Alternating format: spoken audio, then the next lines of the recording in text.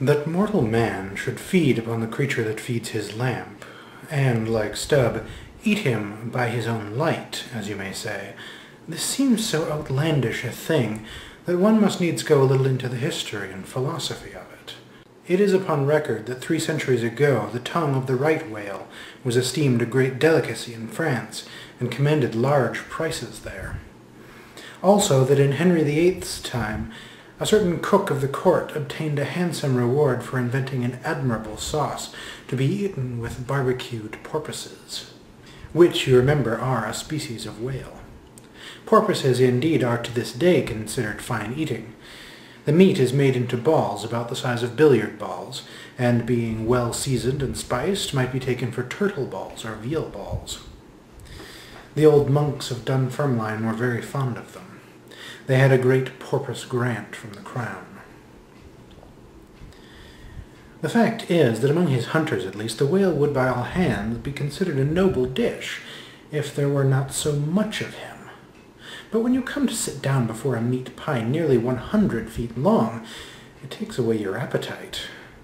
Only the most unprejudiced of men like Stubb nowadays partake of cooked whales, but the Eskimo are not so fastidious. We all know how they live upon whales, and have rare old vintages of prime old train oil. Zogranda, one of their most famous doctors, recommends strips of blubber for infants as being exceedingly juicy and nourishing. And this reminds me that certain Englishmen who long ago were accidentally left in Greenland by a whaling vessel, that these men actually lived for several months upon the mouldy scraps of whales which had been left ashore after trying out the blubber. Among the Dutch whalemen these scraps are called fritters, which indeed they greatly resemble, being brown and crisp and smelling something like old Amsterdam housewives' donuts or olykoeks when fresh. They have such an eatable look that the most self-denying stranger can hardly keep his hands off. But what further depreciates the whale as a civilized dish is his exceeding richness. He is the great prize ox of the sea, too fat to be delicately good. Look at his hump, which would be as fine eating as the buffalo's, which is esteemed a rare dish, were it not such a solid pyramid of fat. But the spermaceti itself, how bland and creamy that is, like the transparent, half-jellied white meat of a coconut in the 3rd month of its growth, yet far too rich to supply a substitute for butter. Nevertheless, when many whalemen have a method of absorbing it into some other substance, and then partaking of it. In the long try watches of the night, it is a common thing for the seamen to dip their ship biscuit into the huge oil pots, and let them fry there a while. Many a good supper have I thus made. In the case of a small sperm whale, the brains are accounted a fine dish. The casket of the skull is broken into with an axe, and the 2 plump whitish lobes being withdrawn, precisely resembling 2 large puddings, they are then mixed with flour, and cooked into a most delectable mess, in flavour somewhat resembling calves' heads, which is quite a dish among some epicures, and everyone knows that some young bucks among the epicures, by continually dining upon calves' brains, by and by get to have little brains of their own, so as to be able to tell a calf's head from their own heads, which indeed requires uncommon discrimination. And that is the reason why a young buck with an intelligent-looking calf's head before him is somehow one of the saddest sights you can see.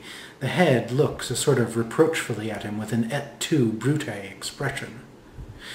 It is not perhaps entirely because the whale is so excessively unctuous that landsmen seem to regard the eating of him with abhorrence.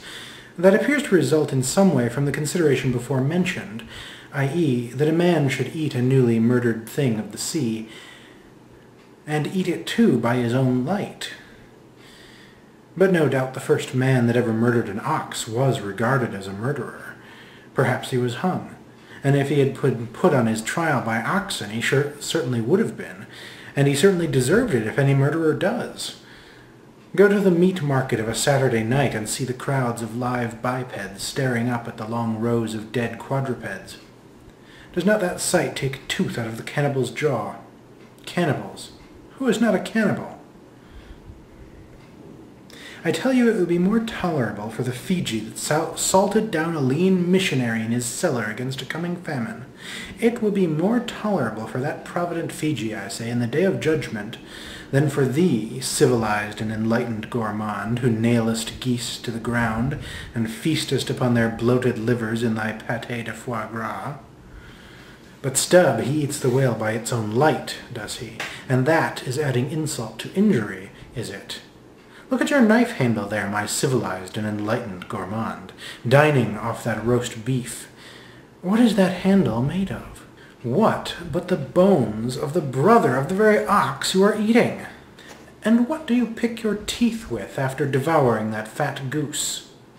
With a feather of the same fowl. And with what quill did the secretary of the Society for the Suppression of Cruelty to Ganders formerly indite his circulars? It is only within the last month or two that society passed a resolution to patronize nothing but steel pens.